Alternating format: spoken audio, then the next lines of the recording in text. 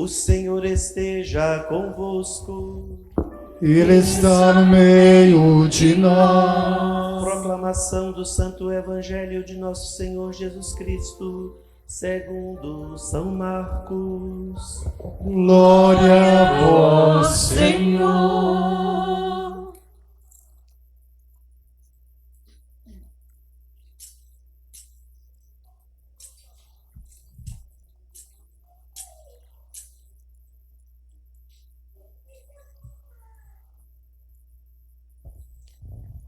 Naquele tempo, Jesus disse a seus discípulos: naqueles dias, depois da grande tribulação, o sol vai se escurecer e a lua não brilhará mais, e as estrelas começarão a cair do céu, e as forças do céu serão abaladas. Então vereis o Filho do Homem vindo nas nuvens com grande poder e glória. Ele enviará os anjos aos quatro cantos da terra e reunirá os eleitos de Deus de uma extremidade à outra da terra. Aprendei, pois, da figueira esta parábola. Quando seus ramos ficam verdes e as folhas começam a brotar, sabeis que o verão está perto. Assim também, quando virdes acontecer essas coisas, ficais sabendo que o Filho do Homem está próximo às portas. Em verdade vos digo, esta geração não passará até que tudo isto aconteça. O céu e a terra passarão, mas as minhas palavras não passarão. Quanto àquele dia e hora, ninguém sabe, nem os anjos do céu, nem o Filho, mas somente o Pai. Palavra da salvação. Glória a vós, Senhor. Permanecendo em pé, nós vamos invocar o Espírito Santo para que ele nos ilumine. Envia teu Espírito, Senhor, e renova a face da terra. Envia teu Espírito, Senhor, e renova a face da terra. Podem sentar-se. Mais uma vez, bem-vindos e bem-vindas, e também todos que conosco rezam através das redes sociais. Amados irmãos, queridas irmãs, harmonia e paz com a natureza. É um grande desafio que nós temos no mundo de hoje. Infelizmente, o ser humano está depredando a sua própria casa, que é exatamente a natureza, tudo aquilo que Deus fez para nós. Nós precisamos com urgência mudar nossas atitudes, se queremos ter um mundo melhor, mais tranquilo. Por que tantas mudanças climáticas, tantos problemas que nós temos enfrentado? Exatamente porque nós estamos tentando mudar aquilo que é próprio da natureza. Ela precisa ser desfrutada, Deus a colocou à nossa disposição, porém precisa, acima de tudo, ser respeitada, o que nós não estamos fazendo. Precisamos mudar urgentemente nossas atitudes, se queremos um mundo melhor. E, amados irmãos, hoje temos como figura bíblica Débora, aqui representada. Débora foi essa grande mulher. Ela foi juíza e líder em Israel, e uma mulher comum, porém, ela foi a única mulher da Bíblia que ocupou um cargo político. Interessante, né? A única que realmente se colocou a serviço e conduziu muito bem a sua missão. E ela mesma se definia como mãe de Israel. E realmente ela fez muito. Fez tudo o que estava ao seu alcance. E aqui vem algumas grandes virtudes desta mulher. Ela era uma mãe de família, também profetiza, sobretudo uma mulher temente a Deus, porque tudo que ela fazia, primeiro ela rezava. Primeiro pedia a luz, a proteção de Deus. E depois então ia fazer os seus afazeres, sobretudo como juíza. Uma grande líder militar. Ela conseguiu muitas vitórias para Israel na época dos juízes. Foi a libertadora do povo hebreu em tempos de guerra contra os cananeus. Portanto, uma mulher muito forte. E as suas principais características exatamente são estas. Foi uma grande líder, estrategista e conselheira. Mas ela primeiro se aconselhava com Deus. Isso que é muito bonito, né, na vida dos grandes santos, grandes homens e mulheres da Bíblia.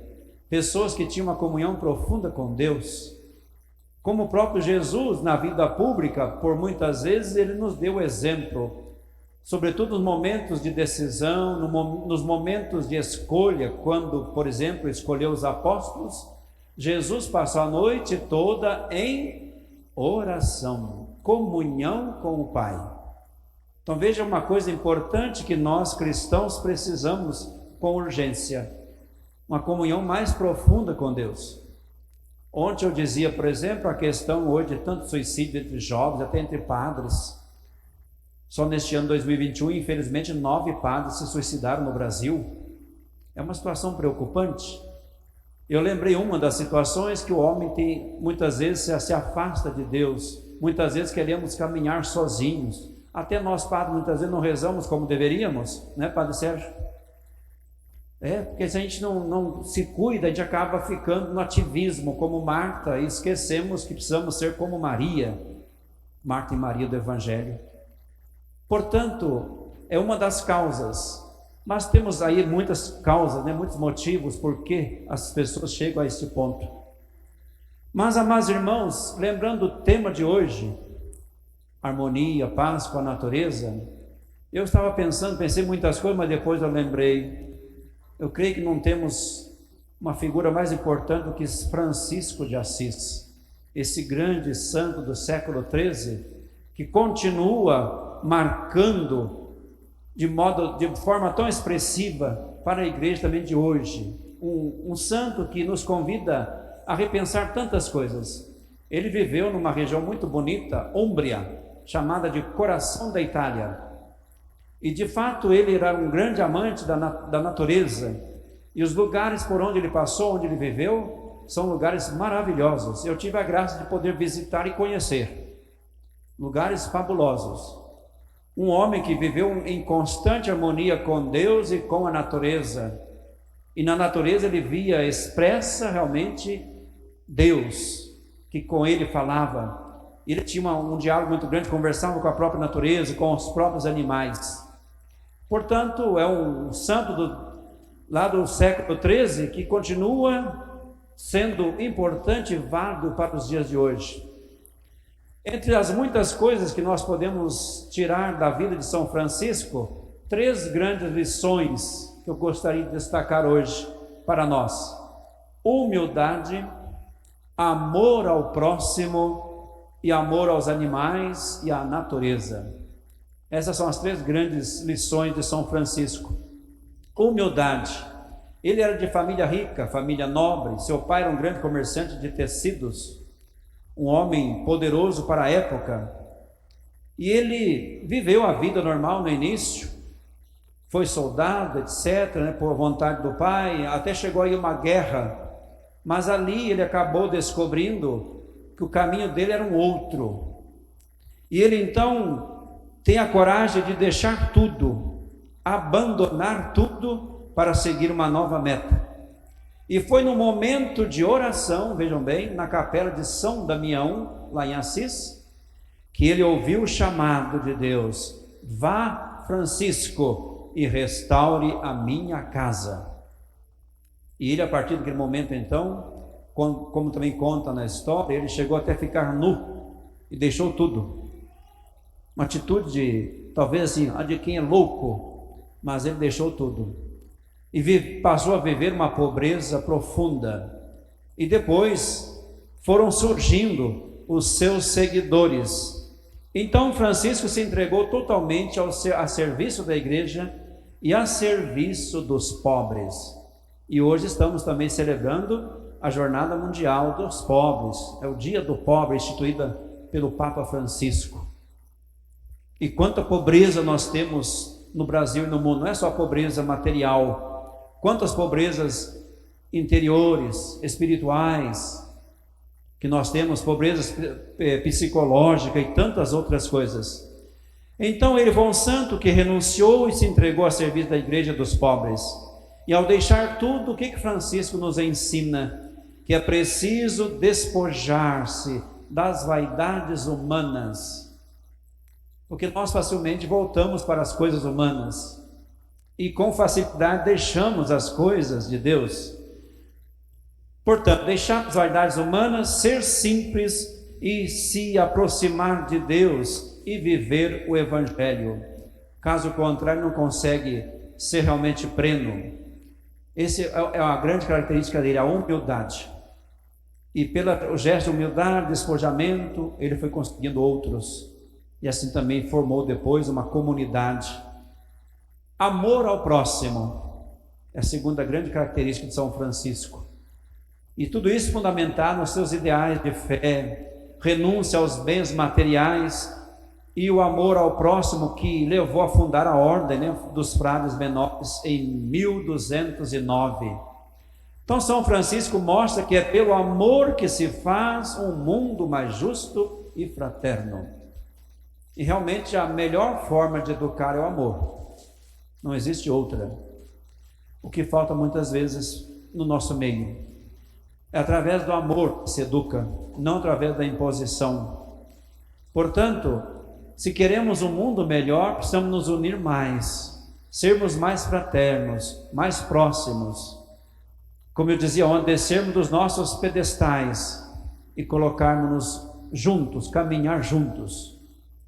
Esse gesto fez São João Paulo II em Assis, no encontro que teve, não me lembro agora o ano exato, com grandes líderes religiosos do mundo. Colocaram para ele um pedestal, como aqui, um pouco mais elevado, e os outros líderes ficaram embaixo. Ele desceu e se colocou no meio, para nos ensinar o quê? Que não existe ninguém maior do que o outro, que todos temos o mesmo valor diante de Deus, e que todos somos importantes diante de Deus, e que Deus conta com cada um de nós. E por fim, o amor aos animais e à natureza. Ele pregava o amor a tudo que Deus criou, tudo via com amor. Ele tratava tudo como irmãos, irmão sol, irmã lua, irmão vento, e assim vai, irmã morte, tudo ele tratava como irmão, porque via em tudo uma manifestação de Deus. Tratava, ele inclusive pregava para os animais. Interessante isso, né? Ele pregava, conversava com os animais. Por isso ele é o patrono dos animais e o patrono da ecologia. E amados irmãos, com ele então aprendemos a amar, respeitar, e devemos nos encantar com a beleza, com a harmonia e a perfeição da natureza. Eu viajo bastante por causa do trabalho missionário, e a gente vai percebendo quanta beleza a gente vai descobrindo enquanto a gente vai viajando, em lugares diferentes. Cada lugar tem um tipo de natureza expressa de uma forma, e a gente fica percebendo que beleza. Quem é que está por trás de tudo isso? Quanta beleza a gente vê nas plantas, nas árvores, em tudo. A beleza que existe no universo. Deus criou tudo perfeito. E como eu dizia no início, precisamos mudar nossas atitudes, precisamos ser diferentes. Hoje, por exemplo, em todo lugar, com tristeza, a gente vê tanto lixo jogado nas ruas, estradas. Que tristeza! Estamos sujando a nossa casa. É como se a gente estiver dentro de casa, em vez de jogar as coisas no lixo, limpar, a gente vai jogando dentro da casa, né? Aí vira, vocês sabem, né? Tudo menos casa. E tão bonito quando você chega na casa bem arrumadinha, é tudo organizado, não é assim? Não é bonito? A igreja, por exemplo, está tão bonita. Parabéns ao Padre Sérgio, né, pelo trabalho. Parabéns à comunidade que com ele trabalha e colabora. Então uma salva de palmas a todos. A casa de Deus e a casa de irmãos. Portanto, devemos olhar para a natureza, o mundo, desta forma, cuidando. Precisamos educar mais nossos filhos também para a responsabilidade. Quantas vezes a gente vê grupo de pessoas sentadas em praças, até onde tem cestinhos para colocar o lixo, mas quem diz que alguém vai lá e coloca no cesto, joga onde está? Isso vai ferindo a natureza, sobretudo o lixo plástico, que são toneladas e toneladas que nós jogamos todos os dias em nossa natureza, nos rios, etc. Daí as calamidades depois.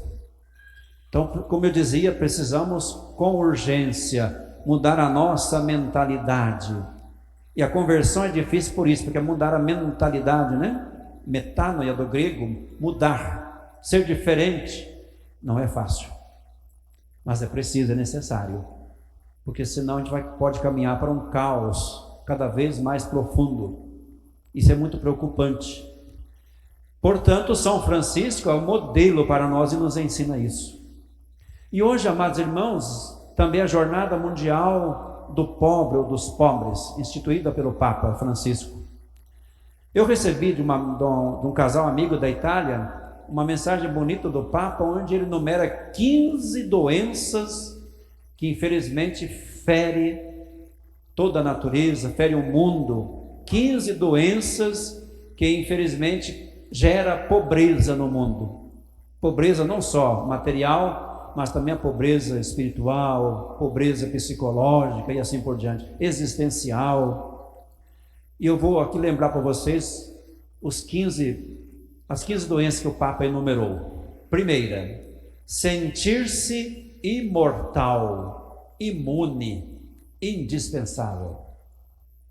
Segunda, o martalismo, ele usa esse termo lembrando de Marta e Maria, Marta que se agitava com tanta coisa, a excessiva operosidade, o excesso de trabalho. Terceira, o empedramento mental e espiritual. Nós vamos ficando como que pedras, né? Cada vez mais com a cabeça dura, voltado para nossas coisas. Quarta, o excessivo planejamento e o funcionalismo. Quinta, a má coordenação da vida, do tempo e assim vai. Sexta, o Alzheimer espiritual. Sétima, a rivalidade e a vanglória. Oitava, a esquizofrenia existencial e a vida dupla. Nona, as fofocas, as murmurações e as infantilidades. Décima, divinizar os chefes, ele usa um termo bem italiano, i capi, ou aqueles que detêm o poder. Ou às vezes a gente fala de certas pessoas como se fosse uma deusa. 11ª, a indiferença para com os outros. Como isso é forte hoje, a indiferença também para com Deus. Hoje as pessoas vivem uma grande indiferença. Antes se dizia que tinha pessoas que se proclamavam ateus, né? Etc. Hoje não, hoje é a indiferença. 12ª, a cara de funeral. É uma das coisas que o Papa fala sempre, né? Cristãos com cara de funeral. Precisamos ser mais alegres, mais vivos, acolher mais o outro, dar um sorriso que não custa nada, dar um bom dia. Tudo isso é importante, são coisas pequenas, mas são coisas que contam. A 13ª, a acumulação sem necessidade. 14ª, os círculos fechados. E a 15ª, o proveito mundano e o exibicionismo. Então vejam, são doenças que o Papa enumerou e que geram o quê? Pobreza em todos os sentidos. Então, ser um cristão comprometido, celebrar Nossa Senhora como nós estamos celebrando aqui, Maria como mãe também da igreja, é se comprometer, é afastar de nós, do coração ou do nosso redor, tudo aquilo que é pobreza, tudo aquilo que é miséria, tudo aquilo que me enfraquece, me diminui e diminui também o outro, enfraquece o outro. Só quando formos capazes de amar em sentido pleno é que a vida realmente vai ganhando sentido. Como diz São João, quem ama caminha na luz, quem não ama já está nas trevas. Essa é a grande arte que nós precisamos trabalhar em nós. Se fala tanto em amor hoje, as canções, por exemplo, tudo é amor, voltada para o amor. Amor, amor. Mas tantas vezes nós não sabemos o que é o amor. E o amor é exatamente isso, um sair de nós, um pensar mais no outro, mais na vida, doar-se. As grandes mulheres da Bíblia, como hoje Débora, que nós estamos lembrando, exatamente foram essas grandes mulheres, como Débora, uma mulher forte, que deu vida à estrutura política do seu tempo. Precisamos então, meus irmãos, unirmos mais, sermos mais comprometidos. Se a situação nossa está tão mal no Brasil e no mundo, é porque no fundo também nós não fazemos a nossa parte. Falar nós falamos, criticar nós criticamos com muita facilidade, mas o agir muitas vezes fica de lado. Então nós precisamos, como cristãos, alimentar duas coisas, a oração e a ação. Marta e Maria, né? As duas dimensões. A nossa vida do dia a dia e ao mesmo tempo também se comprometer com tudo aquilo que está ao nosso redor. E vocês leigos, sobretudo a missão de vocês, como muito bem mostra o Vaticano II, é no mundo, depois na comunidade cristã, mas é no mundo, porque vocês estão em tantos lugares que nós, padres, não conseguimos estar, ou os religiosos e religiosas, por mais que a gente tente. Vocês não, vocês estão lá, no trabalho, no estudo, nas empresas, em todos os lugares, vocês estão lá. E como é que a gente vai poder ser realmente testemunha? Dando exemplo, não se corrompendo, sendo coerente com os valores, com a vida, com o respeito, com a vida como um todo. E aí entra a natureza, tudo aquilo que engloba, né? Que está ao nosso redor. Pelo exemplo. E pelo exemplo a gente se torna realmente um grande pregador. Aliás, a pregação mais bonita é aquela que se faz com a vida e não com as palavras, como estou fazendo agora, mas com a vida. Então que Nossa Senhora possa nos inspirar. Ela foi aquela que viveu na humildade, no esconderijo, lá nos bastidores, mas como seu papel foi importante na história da salvação. Ela estava no momento da encarnação, no Calvário e na igreja que nascia no Pentecostes. Estava Maria. Que nós possamos imitar Nossa Senhora, imitando também as grandes mulheres da Bíblia, como estamos nesta semana refletindo, recordando algumas, para que possamos ser testemunhos de Cristo no mundo de hoje. Sejamos como São Francisco, que teve a coragem de sair, despojar-se e começar uma vida nova. Ele mudou a história da igreja do seu tempo e continua sendo aquele que nos convida a repensar nossas atitudes. Precisamos mudar.